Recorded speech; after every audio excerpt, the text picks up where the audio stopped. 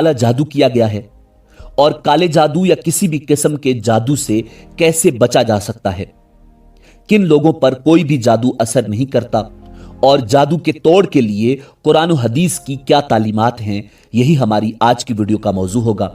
और आज हम आपको काले जादू के हवाले से हैरान कुन मालूमात फराहम करेंगे। मगर वीडियो में आगे बढ़ने से पहले अगर आप हमारे चैनल पर नए हैं तो बराए मेहरबानी हमारा चैनल info@adil सब्सक्राइब करें, जहां आपको बिलखुसूस इस्लामिक हिस्ट्री और बिलुमूम दुनिया भर की मुनफरिद मालूमात पर मबनी वीडियोस मिलती रहेंगी। नाजरीन, काला जादू एक ऐसा सिफली अमल है जो अरवाए खबीसा या शयातीन की इस्तिआनत और नाजायज तरीके से किसी भी शख्स को नुकसान पहुंचाने के लिए इस्तेमाल किया जाता है। जादू बरहक है और इसका जिक्र कुरान मजीद फुरकान हमीद में मौजूद है।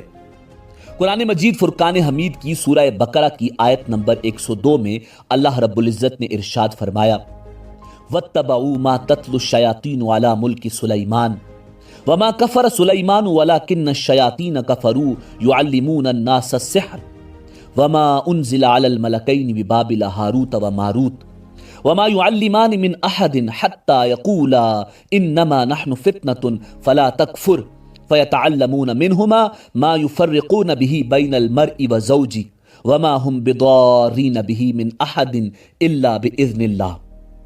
और उस चीज के पीछे लग गए जिसे शयातीन हजरत सुलेमान अलैहिस्सलाम की हुकूमत में पढ़ते थे। सुलेमान अलैहिस्सलाम ने तो कुफ्र नहीं किया, बल्कि ये कुफ्र शैतानों का था। वो लोगों को जादू सिखाया करते थे और बाबिल में हारूत मारूत दो फरिश्तों पर जो उतारा गया, वो दोनों भी किसी शख्स को उस वक्त तक जादू नहीं सिखाते थे जब तक ये ना कह दें कि हम तो एक आजमाइश हैं, तो कुफ्र न करो। फिर लोग उनसे वो सीखते जिससे खावंद और बीवी में जुदाई डाल दें, और दरअसल वो बगैर अल्लाह की मर्जी के किसी को कोई नुकसान नहीं पहुंचा सकते। नाजरीन, काले जादू के अजीबो गरीब असरात सहरज़दा शख्स में जाहिर होते हैं। काले जादू से मुतासिरा शख्स शदीद तोहमात में घिर जाता है। बाज़ सूरतों में वो सख्त बीमार रहता है और उसे इलाज मुआलजे से भी शिफा नहीं होती। अलबत्ता उसका रूहानी इलाज करना दुरुस्त अमल है। काले इल्म के आमिलों को काले इल्म के लिए बाज अशिया आसानी से दस्तयाब हो जाती हैं, जैसे काले बकरे का सर, काली मुर्गी के अंडे, मुर्दा बकरे की कलेजी, इंसानी हड्डियां, खवातीन के ऐसे बाल जो सर में कंघी करने के दौरान टूटे हों, मुर्दों के कफन का टुकड़ा, नौमौलूद मुर्दा बच्चों के जिस्म। नाजरीन, खवातीन के बाल खरीदने के लिए जहां इन आमिलों के कारिंदे व्यापारी मौजूद हैं, वहीं इंसानी हड्डियां और कफन का टुकड़ा हासिल करने के लिए कब्रिस्तान के गोरकनों की खिदमात हासिल की जाती हैं, जो ताज़ा दफन की गई लाशों से इंसानी हड्डियां और कफन का टुकड़ा मुंह मांगी कीमत पर इन आमिलों के हाथों फरोख्त करने के लिए धंधे में मुलव्विस हैं। आज से चंद साल पहले तक घर के बूढ़े बुजुर्ग खवातीन के सर के बालों और कटे हुए नाखूनों को सरेआम फेंकना नहुसत की अलामत समझते थे। इसलिए वो इस बात की सख्ती से ताकीद करते थे कि बालों और नाखूनों को फेंकने की बजाय किसी मुनासिब जगह पर दफन कर देना चाहिए। माजी में बुजुर्गों की बातें काफी असर रखती थीं, यहां तक कि कसाई भी बड़ी हड्डी से गोश्त साफ करके उसे फेंकने से पहले बगदाद मार कर तोड़ देते थे। जब इनसे पूछा जाता कि आप हड्डी से गोश्त साफ करके इसे तोड़कर क्यों फेंक देते हैं, तो जवाब मिलता कि बाप दादा की रिवायत है कि साबित हड्डी सिफली अमल यानी काले जादू करने वालों के काम आती है। मगर मौजूदा दौर में इन बातों पर बिल्कुल भी ध्यान नहीं दिया जाता। यही वजह है कि खवातीन की लापरवाही की वजह से उनके सर के बाल कूड़ा करकट के ढेरों पर पहुंचकर ऐसे इंसानियत दुश्मनों के हाथ लग जाते हैं जो शैतान के चेले कहलाते हैं। कितना अफसोसनाक अमर है कि एक औरत की लाशऊरी के बायस जब ये बाल सिफली अमल करने वालों के हाथ लगते हैं तो वो इन बालों के जरिए जादू करके कितने मासूम इंसानों को अजियत में मुब्तला करते होंगे, और यकीनन उसका असर उन खवातीन पर भी पड़ता होगा जिनके बाल उस शैतानी काम में इस्तेमाल होते हैं। नाजरीन, दीन इस्लाम में जादू को हराम करार दिया गया है और इसे सीखने और सिखाने वाला दोनों जहन्नुमी हैं। کیونکہ یہ بندے کو اللہ اور اس کے رسول صلی اللہ علیہ وآلہ وسلم کے احکامات سے دور کرتا ہے۔ جادو کی بنیاد چونکہ گندگی ہوتی ہے، اس لیے اسے سیکھنے کے لیے سب سے پہلے اپنا ایمان فروخت کرنا پڑتا ہے، پھر ہر وہ کام کرنا پڑتا ہے جو بندے کو گناہ کی تاریکیوں میں گم کر دے۔ اس میں کوئی شک و شبہ نہیں کہ جادو بہت بڑی حقیقت ہے اور کالا جادو بھی بہت بڑی حقیقت ہے، مگر یہ انسان کا دشمن ہے، اس کی کاٹ بڑی خطرناک ہے۔ البتہ قرآنی تعلیمات کے ذریعے اس کے اثر کو زائل کیا جا سکتا ہے۔ جادو کی حقیقت قرآن میں جناب حضرت موسیٰ علیہ نبینا علیہ السلام اور فرعون کے واقعہ میں بھی موجود ہے، جبکہ نبی آخر الزماں امام الانبیاء جناب محمد الرسول اللہ صلی اللہ علیہ وآلہ وسلم پر بھی جادو ہوا اور اس کا اثر بھی ظاہر ہوا۔ بخاری شریف کی روایت کے اعتبار سے رسول کائنات امام الانبیاء جناب محمد الرسول اللہ صلی اللہ علیہ وآلہ وسلم جادو کی اعلیٰ قسم کا شکار ہوئے۔ ناظرین، روایات میں آتا ہے کہ اس وقت حضرت جبرائیل علیہ السلام معوذتین لے کر حاضر ہوئے، یعنی سورہ فلق اور سورہ ناس، اور فرمایا کہ ایک یہودی نے رسول کائنات صلی اللہ علیہ وآلہ وسلم پر جادو کیا ہے اور یہ جادو ایک کنویں میں ہے۔ آپ صلی اللہ علیہ وآلہ وسلم نے اسے منگوایا۔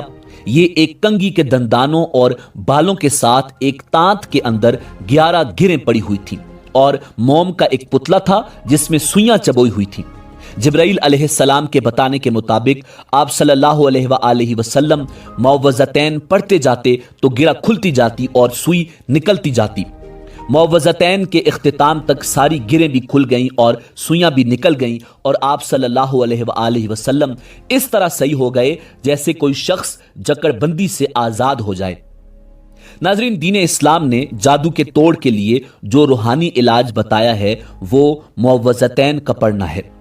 قرآن مجید کی آخری 2 سورتوں سورہ ناس اور سورہ فلق کو مشترکہ طور پر معوذتین کہا جاتا ہے۔ اگرچہ قرآن مجید کی یہ آخری 2 سورتیں بجائے خود الگ الگ ہیں اور مصحف کے الگ الگ ناموں سے لکھی گئی ہیں، مگر ان کے درمیان باہم اتنا گہرا تعلق ہے اور ان کے مضامین ایک دوسرے سے اتنی قریبی مناسبت رکھتے ہیں کہ ان کا ایک مشترک نام معوذتین، پناہ مانگنے والی صورتیں، رکھا گیا ہے۔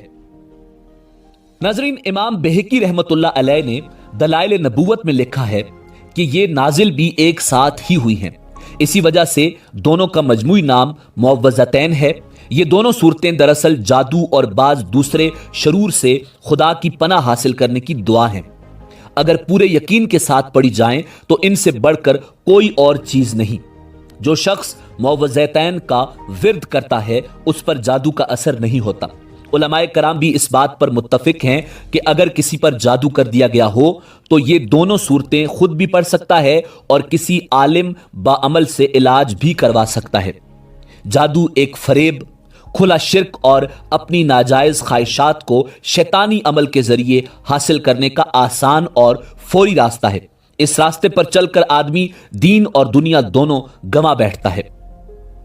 ناظرین، موجودہ دور میں تو لوگوں نے اسے پیسہ کمانے کا ایک ذریعہ بھی بنایا ہوا ہے۔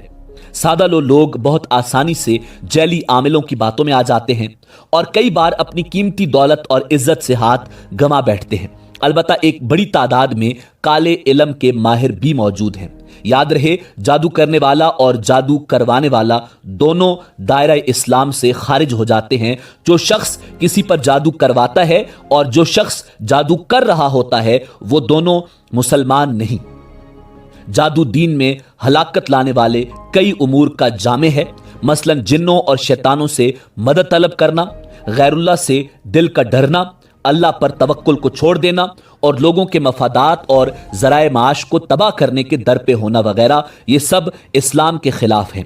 جادو معاشرے کی جڑیں کاٹنے اور اس کی بنیادیں گرانے والا آلہ ہے اور یہ خاندانوں میں جھگڑے اور فسادات پیدا کرنے کا سبب بھی ہے۔ ناظرین، نبی کریم صلی اللہ علیہ وآلہ وسلم نے ارشاد فرمایا، 7 مہلک چیزوں سے اجتناب کرو۔ صحابہ کرام رضوان اللہ تعالی علیہم اجمعین نے پوچھا، اے اللہ کے رسول صلی اللہ علیہ وآلہ وسلم، وہ کون سی چیزیں ہیں؟ نبی اکرم صلی اللہ علیہ وآلہ وسلم نے ارشاد فرمایا، اللہ تعالیٰ کے ساتھ شرک کرنا، جادو کرنا، اس شخص کو قتل کرنا جس کی جان کو ناحق مارنا اللہ نے حرام کر رکھا ہے، سود خوری کرنا، یتیم کا مال کھانا، جنگ کے دن میدان سے پیٹھ پھیڑ کر بھاگنا اور بھولی بالی پاک دامن اور بے قصور عورتوں پر تہمت و بہتان لگانا۔ یہ حدیث بخاری و مسلم میں متفق علیہ ہے۔ ناظرین، جادو، کالا جادو، سفلی عمل یا کسی بھی قسم کا اس طرح کا عمل اذن الہی کے تابع ہے۔ ہر جادو مسحور پر اثر انداز نہیں ہوتا۔ کتنے ہی جادوگر ہیں کہ انہوں نے اپنی طرف سے کسی پر جادو کا بھرپور وار کیا مگر ان پر کوئی اثر نہیں ہوا۔ ارشاد باری تعالیٰ ہے، وہ کسی کو اس جادو کے ذریعے نقصان نہیں دے سکتے سوائے اللہ رب العزت کے حکم کے۔ دعا ہے پروردگار ہمیں تمام شرور سے اپنی پناہ میں رکھے۔ ناظرین، اسی امید کے ساتھ اجازت دیجیے کہ آپ کو ہماری ویڈیو پسند آئی ہوگی۔ ملتے ہیں بہت جلد ایک نئی تاریخی، تحقیقی اور معلوماتی ویڈیو کے ساتھ۔ دیکھتے رہیے info@adil۔ اللہ رب العزت آپ کا حامی و ناصر ہو۔